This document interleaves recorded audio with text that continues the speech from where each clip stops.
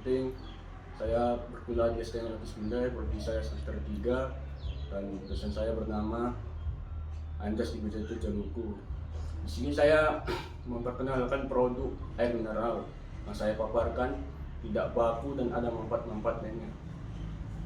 Terus juga di sini air mineral alami ini adalah membuat kita bisa minum setiap hari, dan produknya bagus dan bersih, serta juga tidak ada masalah saat meminumnya. Ada juga kendala-kendala seperti di tempatnya, gedung perusahaannya, dan lain-lain. Juga ada manfaat seperti minum mineral adalah dengan cara bisa meningkatkan energi tubuh kita. Oke, kita melanjutkan sesi pertama, yaitu masalah. Pernah nggak kalian belanja ke warung, lihatnya beli air mineral merek A, tapi kasih air mineral dan kalian oke-oke aja? Nah, hari ini kita bahas gimana brand baru lahir 2015 ini bisa ngacak-ngacak pasar udah dikuasai puluhan tahun. Masalah pasar ini, sebelum ada air mineral, industri air minum itu membosankan. Satu merek terlalu mendominasi, konsumen nggak punya pilihan rasa. Stigma masyarakat dulu begini, dulu orang mikir air ya air aja, nggak ada bedanya. Ini masalah besar buat pebisnis. Gimana caranya jualan air putih yang rasanya beda di mata orang? Kedua, sistem produksi dan teknologi. Jelas kalau mereka ambil dari kedalaman 100 meter di bawah tanah yang kaya mineral alami. Mineral protection system. Ini poin penting, mereka pakai teknologi botol yang tersegel rapat sejak dari pabrik. Integrasi otomatis. Ceritakan kalau prosesnya tanpa tersentuh tangan manusia. Ini krusial buat ngejual isu higienis. Teknologi ring-ring, bahas soal segel plastik ditutup botolnya. Ini simple tapi bikin konsumen negara, oh ini aman, belum dibuka siapa-siapa. Yang ketiga, manfaat. Ini unik, selling point mereka kandungan bikarbonat bikin sensasi manis. Manfaatnya, orang jadi lebih suka minum air putih. Dan kesehatannya yaitu mineral esensialnya seperti kalsium, magnesium, dan natrium. Ada juga keamanan konsumennya dengan sistem galon sekali pakai. Bukan galon cuci ulang, mereka menawarkan manfaat bebas kontaminasi bakteri dari proses pencucian yang nggak standar. Dan ekonomi UMKM, warung-warung lebih kecil, gampang jualan karena logistik mineral yang masif dan promosi yang kencang. Dan keempat, kendala atau kontroversi. Ini kendala paling berat pengguna galon sekali pakai atau GSP, bikin aktivitas lingkungan marah karena dianggap nama meski. Tapi di balik semua itu, ceritakan kasus di mana distributor mereka sempat lambat masuk ke toko-toko oleh kompetitor besar atau kasus KPPU yang kita bahas tadi. Edukasi pasarnya yaitu begini, susahnya ngeyakini orang kalau galon sekali pakai itu justru lebih bersih. Banyak orang masih sayang buang galon meski besar. Dan terakhir, kelima, rekomendasi dan strategi bisnis. Buat pengusaha, kalau mau masuk pasar jenuh, cari satu filter yang beda. Air mineral yang nggak pernah bilang air mineral nggak segar, tetap segar tapi manis. Buat konsumen, rekomendasikan cara buang sampah galonnya atau diremukkan dulu supaya bisa masuk ke siklus daur ulang dan nggak jadi limbah air. Terakhir, inovasi harga. Air mineral masuk dengan harga yang kompetitif banget, tapi dengan ketampilan yang kelihatan lebih mewah atau lebih keras, label lebih cerah. Kedua, sistem produksi dan teknologi. Sumber materi ini jelas kalau mereka ambil dari kedalaman 100 meter di bawah tanah yang kaya mineral alami. Dalam protection sistem ini, poin penting mereka pakai teknologi botol yang tersegel rapat sejak dari pabrik. Integrasi otomatis. Ceritanya kalau proses ini tanpa tersentuh tangan manusia. Ini krusial buat ngejual isu higienitas. Teknologi ring-ring mereka adalah soal segel pabrik ditutup botolnya. Ini simple, tapi bikin konsumen ngerasa, oh ini aman, belum juga siapa-siapa. Yang ketiga, manfaat dan benefit. Rasa manis adalah ikon yang unik. Selling point mereka kandungan bikarbonat bikin sensasi manis. Manfaatnya, orang jadi lebih suka minum air putih. Kesehatannya, mineral esensial mengandung kalsium, magnesium, natrium. Keamanan untuk konsumen juga terjaga dengan sistem galon sekali pakai, bukan galon cuci ulang. Mereka menawarkan manfaat bebas kontaminasi bakteri dari proses pencucian yang enggak standar. Ekonomi UMKM mereka adalah warung-warung kecil lebih gampang jualan karena logistik mineral yang masif dan promosi yang kencang. Keempat, kendala dan kontroversi. Isi lingkungan ini kendala paling berat pengguna galon sekali pakai atau GSP. Bikin aktivis lingkungan marah karena dianggap nambah sampah plastik. Hambatannya yaitu kasus di mana distributor mereka sempat dihambat masuk ke toko-toko oleh kompetitor besar atau kasus KPPU yang kita bahas tadi. Edukasi pasarnya susahnya ngeyakinin orang kalau galon sekali pakai itu justru lebih bersih. Banyak orang yang masih sayang buang galon plastik besar. Dan terakhir kelima, rekomendasi dan strategi bisnis. Buat pengusaha, kalau mau masuk jenuh, cari satu fitur beda Le Mineral. Nggak bilang air mineral segar, tapi manis. Buat konsumen, rekomendasi cara buang sampah galonnya diremukkan dulu, supaya bisa masuk siklus daur ulang dan nggak jadi limbah air. Inovasi harga Le Mineral masuk dengan harga yang kompetitif banget, tapi dengan tampilan yang kelihatan lebih mewah atau botol lebih keras, label lebih cerah. Baik, sekarang kita masuk ke bagian rahasia dapur. Gimana cara mereka perang di pasar yang sudah merah membara. Sini ada 4 strategi utama yang mereka pakai. Pertama, strategi diferensi produk atau sensory branding. Strategi pertama adalah sensory branding. Bisa semua merek air mineral bilang air mereka murni, segar, atau dari gunung. Air mineral memiliki satu kata yang bisa dirasakan lidah manis. Kenapa dimius? Karena otak manusia lebih gampang ingat rasa daripada janji. Kalimat ada manis-manisnya itu bukan sekadar iklan, tapi paku yang ditanam di otak konsumen. Begitu kita haus, otak kita respect lirik sensasi manis. Itu yang bikin mereka beda sendirian di tengah ribuan merek. Yang kedua, strategi disruptive packaging atau mengganggu kemapanan. Strategi kedua, mereka menyerang titik terlemah kompetitor, yaitu galon. Selama puluhan tahun, sistem galon di Indonesia itu tukar pinjam. Masalahnya, galon sering kusam, baret-baret, dan kita nggak tahu kebersihannya. Le Mineral masuk dengan galon sekali pakai. Ini adalah disruptive innovation.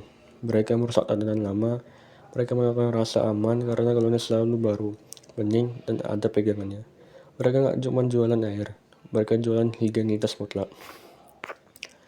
Dan ketiga, strategi distribusi, piggyback atau numpang lewat.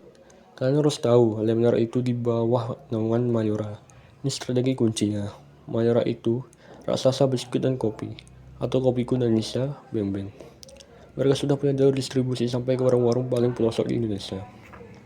Jadi, Le Mineral nggak perlu bangun jalur baru. Mereka tinggal numpang di truk-truk yang nganterin Beng-Beng dan Kopiko. Inilah kenapa dalam waktu singkat, Le Mineral langsung di mana-mana. Dari supermarket mewah sampai warung di pinggir sawah. Dan terakhir keempat, strategi harga atau perceived value. Coba kalian perhatikan botolnya. Botol mineral itu pasti lebih keras dan labelnya lebih premium kalau dibanding botol air. Mineral harganya 3 ribuan lainnya. Strateginya adalah tampilan mewah, harga merakyat. Mereka bikin konsumen ngerasa, wah saya beli air premium nih, tapi harganya sama kayak air besar.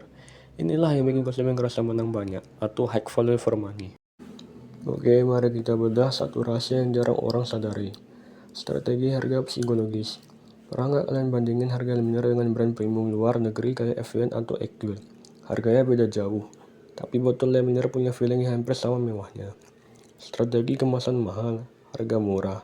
Plastik pad yang dipakai Le Mineral itu lebih tebal. Kalau kalian pencet botol air mineral murah, suaranya kaleng-kaleng kan? Tapi Le Mineral ini kokoh, menciptakan perceived value. Konsumen merasa beli barang mewah dengan harga 3.500. Strategi building warung.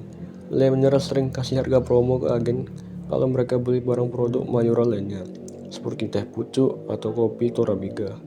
Ini bikin harga di tingkat pengejar jadi sangat kompetitif. Jadi, secara strategi, mereka mengunci keuntungan dari volume penjualan, bukan dari margin per botol mahal. Mari kita bahas kalimat sakti, kayak ada manis-manisnya. Ini bukan sekadar copywriting, ini adalah neuromarketing. Sugesti rasa, lidah manusia itu sangat mudah disugesti. Ketika kalian dipikir 10 kali sehari bilang manis, maka saat air itu menyentuh lidahmu, otakmu akan memerintahkan saraf sensorik untuk mencari rasa manis itu, dan ketemu. Padahal itu adalah rasa dari kandungan mineral alami. Ikan mereka jarang pamer pabrik. Mereka pamer orang segar, keluarga yang bahagia, dan anak-anak yang sehat. Mereka menjual Viv bukan cuma cairan. Mereka tahu Orang Indonesia beli produk karena emosi, bukan cuma fungsi. Sekarang kita bicara masa depan. Kita sudah tahun di 2026. Tantangan lem mineral bukan lagi soal lawan aqua, tapi lawan regulasi lingkungan. Pajak karbon dan plastik pemerintah semakin ketat soal limbah. Rekomendasi saya untuk lem mineral adalah mereka harus segera membangun pabrik daur ulang terbesar di Asia Tenggara. Jika mereka tidak bisa membuktikan bahwa galon sekali pakai mereka bisa jadi baru, lagi tanpa mencari melaut, mereka bisa kena cancel kultur dari generasi Z. Ekspansi global terlihat, lem mineral mulai masuk pasar ekspor. Ini adalah langkah berani produk asli Indonesia menantang brand dunia di luar negeri. Ini yang harus kita dukung. Sekarang kita masuk ke bagian yang paling panas, marketing war. Kalian sadar nggak? Jika lem mineral itu sebenarnya adalah serangan balik yang sangat rapi. Mari kita bedah adu mekaniknya. Yang pertama, perang slogan atau the word war. Kompetitor bilang mata air terpilih, lem mineral balas, bukan sekedar air mineral biasa, tapi ada manis-manisnya. Kenapa ini penting? Karena lem mineral nggak mau terjebak generasi Z yang sudah membosankan. Mereka masuk generasi rasa. Mereka tahu orang Indonesia itu suka yang ada rasanya. Jadi, secara strategis, mereka menggeser fokus konsumen dari fungsi ke sensasi. 2. Adu desain botol atau visual war. Kalian perhatikan, botol kompetitor yang biru tua banget itu, lem mineral malah pakai warna biru muda transparan yang sangat bening. Analisisnya, warna bening itu memberikan kesan jujur. Seolah-olah mereka bilang, lihat nih, air kami nggak ada yang disembunyikan. Ditambah lagi labelnya pakai gradasi hijau-hijau itu warna alam, warna hutan, warna pegunungan. Jadi, secara visual, mana kita dipaksa percaya kalau ini air dari tengah hutan yang masih perawan. Yang ketiga, strategi galon versus galon atau the ultimate battle. Ini yang paling gila. Kompetitor punya armada ribuan truk galon cuci ulang. Lem mineral masuk dengan galon segala pakai yang bisa dikirim lewat kurir instan ojol. Efisiensinya, lem mineral nggak perlu nunggu truk besar lewat depan rumahmu.